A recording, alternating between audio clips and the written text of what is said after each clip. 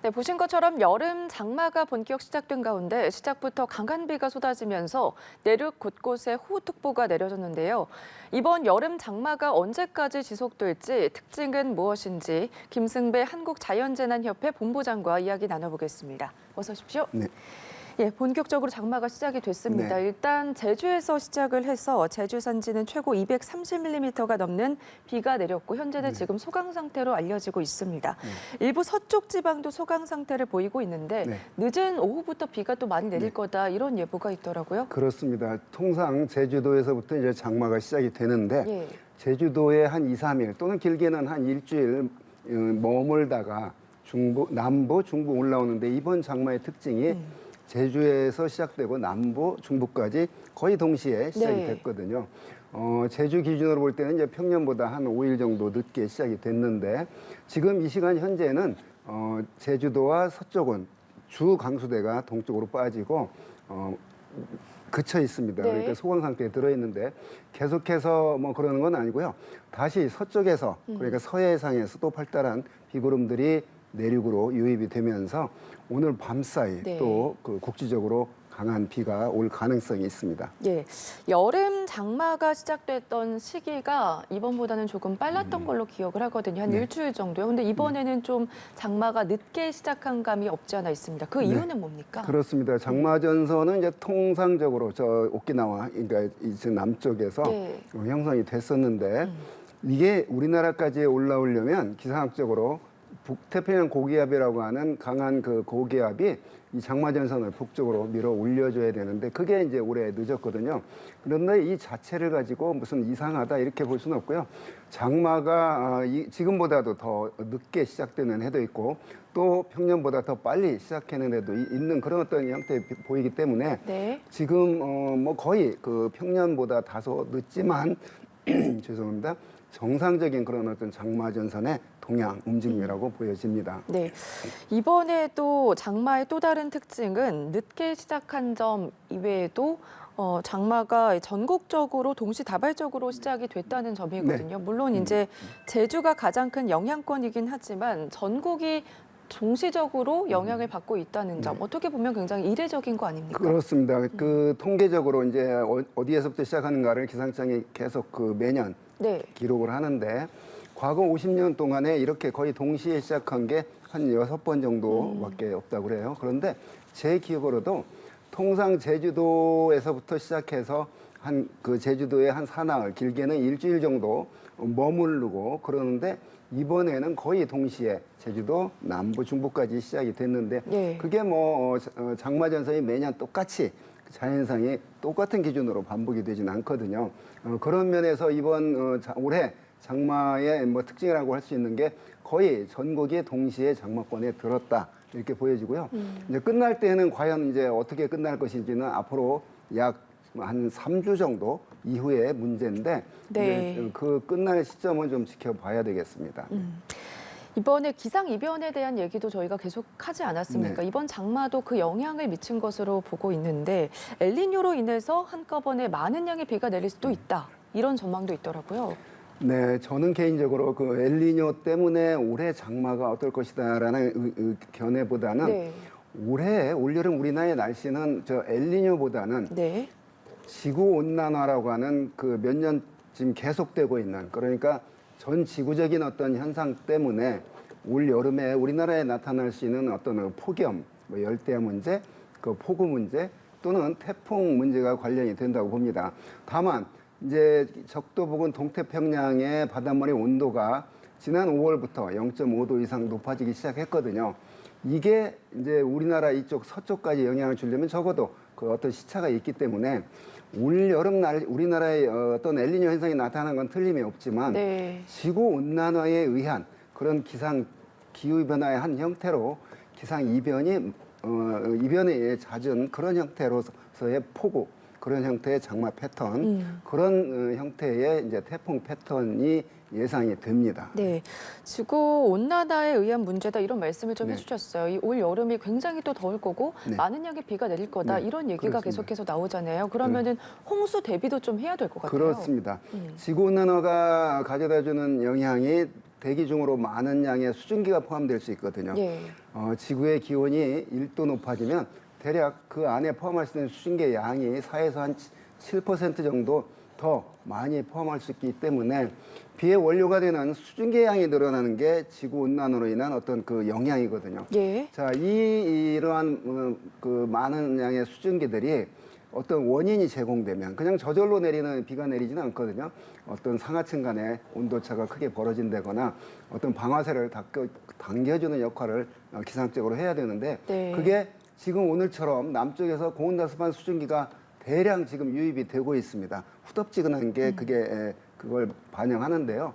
이게 북쪽에서 그 찬 공기가 상층으로 내려오게 되면 어김없이 대기가 불안정해지고 폭우가 천둥 번개치면서 폭우가 쏟아지게 되는데 작년 8월에 초에 나타난 그런 어떤 그 폭우가 네.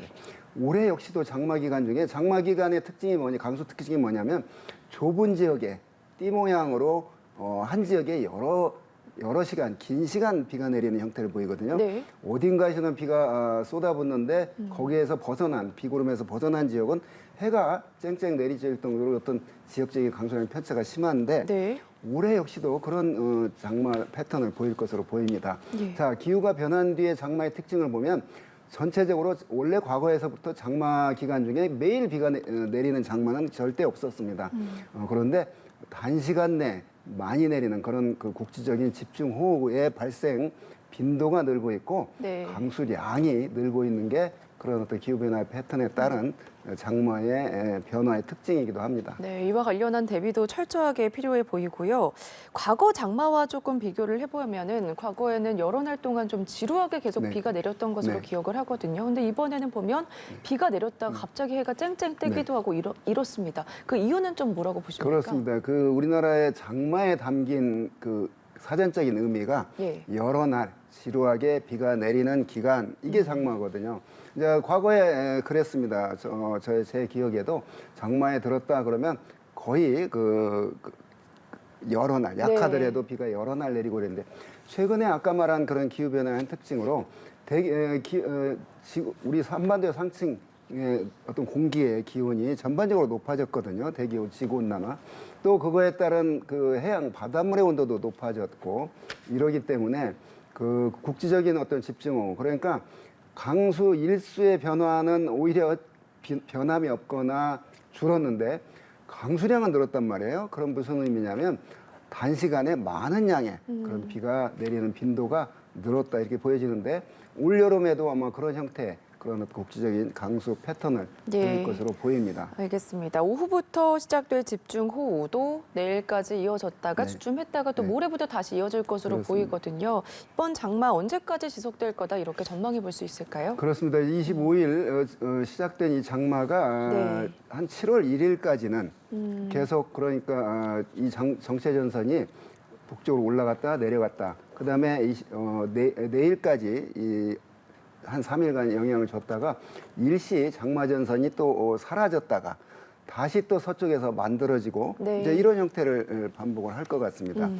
정체전선이라고 하는 게 계속 쭉 머무르는 그런 때도 있지만 이처럼 27일경이면 약해졌다가 서해상에서 다시 장마전선이 활성을 띠면서 우리나라 남부, 제주 이렇게 오르락 내리락 하면서 네. 7월 1일까지는 그러니까 중부는 한 29일, 30일 정도까지 남부와 제주는 7월 1일 정도까지 장마전선이 오르내리면서 비가 여러 날 지루하게 내리는데 문제는 계속해서 24시간 하루 종일 비가 내리는 형태가 아니고 네. 강수가 비구름이 발달하면 쏟아 부었다가 또 숨고르기를 했다가 다시 또 비구름이 유입되면 그 강한 비가 내리는 이런 형태이기 때문에 어찌됐건 지금 예보상에 7월 1일까지는 남부와 제주에서 장마전선이 활성을 띠면서 계속 비가 내릴 것으로 예상이 되니까 25일부터 7월 1일까지면 상당히 긴 기간에 네. 지금 비가 내리는 거잖아요.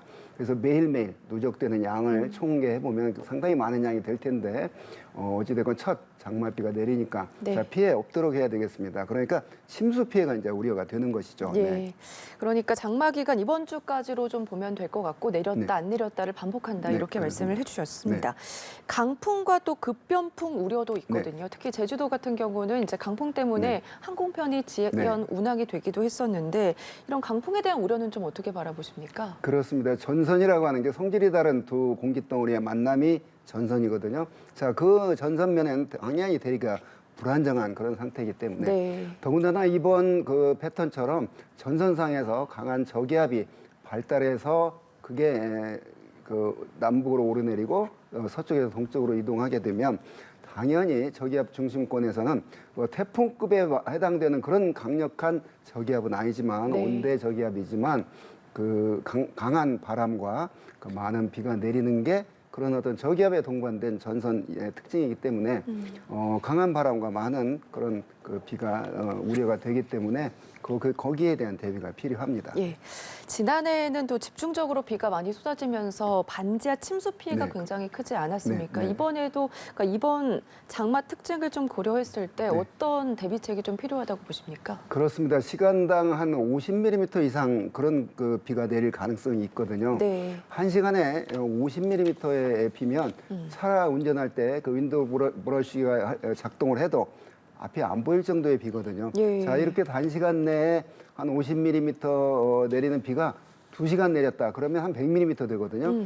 그러면 금방 이 도시 같은 아스팔트 콘크리트로 덮인 데는 물이 지하로 빠져나가지 않기 때문에 하수구로 모이게 되고 이게 낮은 지대로 몰릴 수밖에 없습니다. 국지적인 도시에서의 국지적인 집중호우가 내릴 때의 어떤 네. 피해가 그렇기 때문에 특히 작년 사례를 교훈 삼아서 지하 지역에 사시는 분들은 밤에 비가 많이 굵어지면 어떤 주무신다거나 이러지 않고 긴장의 끝을 놓치지 않고 만약에 계단에서 물이 조금씩 새어 들어오기 시작하면 빨리 계단 위로 한 층만 올라가도 그 지하 침수에서 벗어나는 거거든요. 그렇기 때문에 그런 거에 대한 어떤 그 인명 피해가 없도록 만약 여러 번 매년 여름에 반복되는 건데요. 네. 또 지하 주차장으로 맞아요. 물이 흘러갈 때 차를 끌고 들어간다거나 이러지 않아야 되고 아마 지금은 그 지하 주차장에 비닐봉지나 낙엽들은 지금 이 시간에는 네. 다 거의 다 치웠을 거라고 생각을 합니다. 알겠습니다. 이번 주 내내 장마 기간인 만큼 철저한 대비가 좀 필요해 네. 보입니다. 여기까지 들어보겠습니다. 지금까지 김승배 한국자연재난협회 본부장과 이야기 나눠봤습니다. 고맙습니다.